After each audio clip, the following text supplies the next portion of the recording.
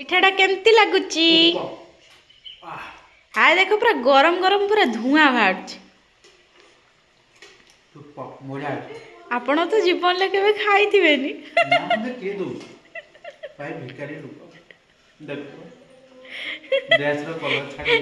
ଭଗବାନ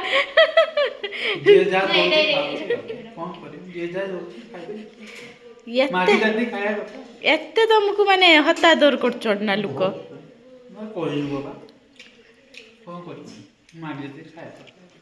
ମାଗି ଯାଚିକି ଖାଉଛ ଏ ଭଗବାନ। ତମକୁ ଶୀତ ଲାଗୁନି ବୋଧେ?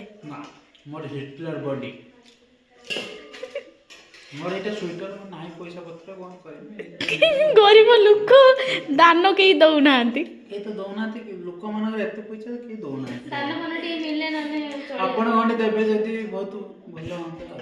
ହଁ ହଁ ହଁ ନିଶ୍ଚିତ ଦେବି।